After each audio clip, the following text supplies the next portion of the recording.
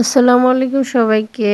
কেমন আছেন সবাই? আশা করছি সবাই ভালো আছেন। আমরাও আপনাদের দয়ায় আলহামদুলিল্লাহ ভালো আছি। গতবারের চেয়ে এবার শীত একটু তাড়াতাড়ি পড়তেছে। গতবার তো একটু দেরি করে শীত পড়েছিল, কিন্তু এবার ডিসেম্বরে পুরোপুরি শীত পড়ে গিয়েছে। তাই মনে করলাম যে একটু চিতই পিঠা খাই, রসে ভেজানো। আমার হাজব্যান্ড বাইরে থেকে 10টা পিঠা কিনে নিয়ে এসেছিল, সঙ্গে আমিও ছিলাম, যেহেতু ভিডিও করেছি। এখন পিঠাগুলো মোটামুটি ভালোই ছিল। পাশে আমি চুলায় দুধ বসিয়ে দিয়েছি।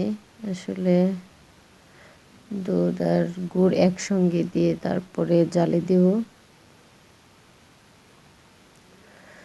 না হলে গরম দুধের ভিতরে গুড় দিলে হয়তো বা ফেটে যেতে পারে। সেজন্য আমি দুধ আর গুড় একসঙ্গে মিক্সড করে পরে চুলায় জাল ধরিয়ে দিয়েছিলাম।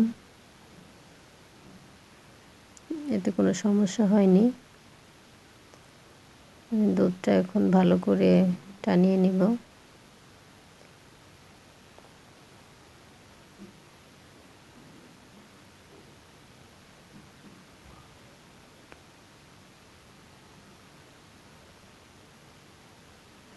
আমি এখন একটু খেয়ে দেখছি যে লবণ, গুড় এগুলো ঠিক আছে কিনা। দুধটা মোটামুটি টেনে গিয়েছে। এখন চুলাটা বন্ধ করে পিঠাগুলো দিয়ে দেবো এর ভিতরে। আসলে অনেক অনেক জায়গায় দেখি নারকেল দিয়ে করে, কিন্তু আমাদের এলাকায় এরকম করে না। আমরা শুধু দুধ আর গুড় দিয়ে এটা ভিজিয়ে খাই। এখন আমি পিঠাগুলো এর ভিতরে দিয়ে দিলাম।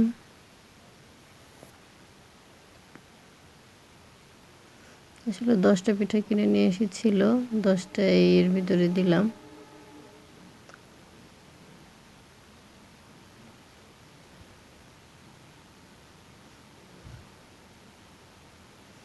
এটা হলো রাতের বেলা।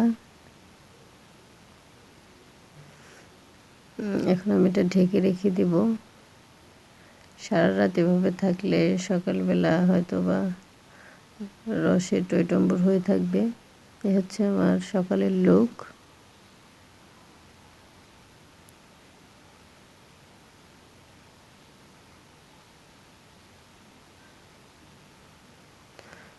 এখন আমার ছেলেকে আমি খেতে দিচ্ছি।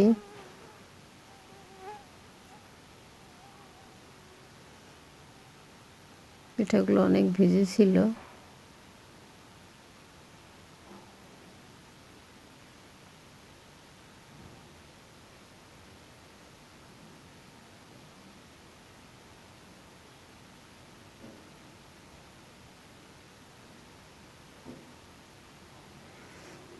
এখন আমার ছেলে পিঠা খাচ্ছে আর বলছে, আম্মু পিঠাটা অনেক মজা হয়েছে।